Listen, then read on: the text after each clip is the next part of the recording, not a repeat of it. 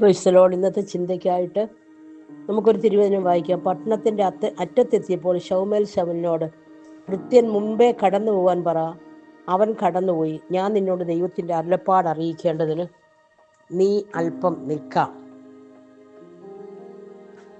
പഴയ കാലത്ത് മൃഗസമ്പത്തും ദാസിദാസന്മാരും ഒട്ടകങ്ങള് കഴുതകള് എണ്ണത്തിൽ കൂടുതലുള്ള ഒരാളായിരുന്നു കീശ്. അപ്പം കീശിൻ്റെ മകനാണ് ശൗല്. അപ്പൻ്റെ കഴുതകളെ കാണാതായപ്പോൾ ഒറ്റയ്ക്ക് പോകണ്ട, ഒരു ദാസനെയും കൂട്ടി പോകണം എന്ന് പറഞ്ഞ് കുറേ ദൂരം നടന്നപ്പോൾ അപ്പൻ നമ്മളെ കാണാതെ സങ്കടമായി കാണും, നമുക്ക് മടങ്ങി പോകാം എന്ന് പറഞ്ഞപ്പോൾ ദാസൻ പറഞ്ഞു, പോകാൻ വരട്ടെ, ഒരു ദൈവപുരുഷനുണ്ട്, അവൻ പറയുന്ന കാര്യങ്ങളെല്ലാം ഒത്തുവരുന്നുണ്ട്. ശൗൽ പറയാ, എങ്ങനെ കൊണ്ടുവന്നതെല്ലാം തീർന്നു, വെറും കയ്യായി എങ്ങനെ പോകുമെന്ന് പറഞ്ഞപ്പോൾ ദാസൻ പറഞ്ഞു, എൻ്റെ കയ്യിൽ ഒരു വെള്ളിക്കാശുണ്ട്, അത് ഞാൻ കൊടുക്കാം. അങ്ങനെ പോകുന്ന വഴിക്ക് സ്ത്രീകളെ കണ്ടപ്പോൾ അവരോട് ചോദിക്കുന്നു, ഇവിടെ ദൈവപുരുഷൻ താമസിക്കുന്ന ഇടം പറഞ്ഞു തരുമോ? അപ്പോൾ അവർ പറഞ്ഞു, മുന്നോട്ട് പോവുക, ദൈവപുരുഷൻ യാഗം കഴിക്കാൻ പോവുക, വേഗം ചെന്നാൽ കാണാമെന്ന് പറഞ്ഞു. അടുക്കാറായപ്പോൾ ചോദിച്ചു, ദൈവപുരുഷൻ എവിടെ? പറഞ്ഞു, നിങ്ങൾ അന്വേഷിക്കുന്ന ആള് ഞാനാ. നിങ്ങൾ അന്വേഷിക്കുന്ന ആള് ഞാനാന്ന് പറയുമ്പോൾ തന്നെ എൻ്റെ 10ാമത്തെ വാക്യത്തിൽ പറയുന്നുണ്ട്, എന്നാൽ ശൗൽ വരുന്നതിന് ഒരു ദിവസം മുമ്പേ യഹോവ അത് ശൗമേലിനെ വെളിപ്പെടുത്തി കൊടുത്തു. ആ യാഗത്തിലേക്ക് ശൗലിനെയും ദാസന്മാരെയും വിളിച്ചുകൊണ്ട് പോവുകയാണ്. യാഗം കഴിഞ്ഞു, ഭക്ഷണം കഴിഞ്ഞപ്പോൾ ശൗലിനോടും ദാസന്മാരോടും പറഞ്ഞു, ഇന്ന് രാത്രി നീ ഇവിടെ കിടക്ക്.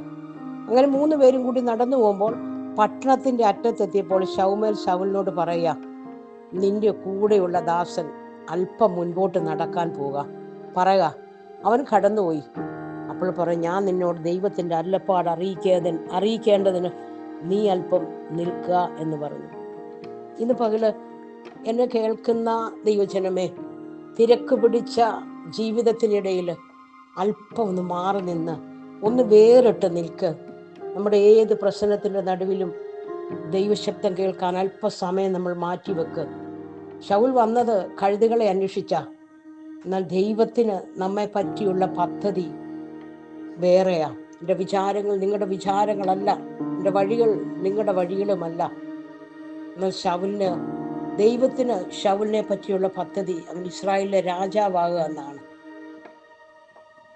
അപ്പോൾ ശൗൽ ഇവിടെ പറയുന്നൊരു കാര്യമുണ്ട്, എൻ്റെ ഗൃഹവും ചെറുതാ, ഞാൻ ബെന്യാമീൻ ഗോത്രത്തിലെ സകല കുടുംബങ്ങളിലും വെച്ച് ഏറ്റവും ചെറിയതുമാ, നീ എന്താണ് എന്നോട് ഇങ്ങനെ പറയുന്നതെന്ന് ചോദിക്കുന്നൊരു ചോദ്യമുണ്ട്.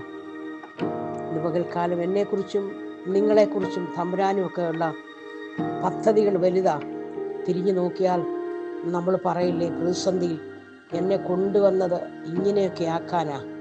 എത്ര വലിയ പ്രതിസന്ധിയുടെയും പ്രശ്നത്തിൻ്റെയും നടുവിൽ കൂടെ ഞാൻ കടന്നുപോയപ്പോഴും എന്നെ കൊണ്ടുവന്നത് ഇങ്ങനെയൊക്കെ ആക്കാനാ. നമ്മൾ പറയും, നമ്മൾ ചെറിയവരാ, നമ്മുടെ കുടുംബം ചെറുതാ, നമുക്ക് കഴിവില്ല, നമുക്ക് വിദ്യാഭ്യാസമില്ല, എടുത്തു പറയത്തക്ക വലിയ ശ്രേഷ്ഠതയൊന്നുമില്ല എന്ന് പറഞ്ഞാലും നമ്മൾ ആഗ്രഹിച്ച പോലെ ഒന്നും ജീവിതം കൊണ്ടുവരാൻ കഴിഞ്ഞില്ലെങ്കിലും തകർന്നു പോകാനല്ല, വേദനയിലും പ്രതിസന്ധിയിലും ദൈവപദ്ധതിക്കായി നമ്മെ ഒരുക്കാനാ.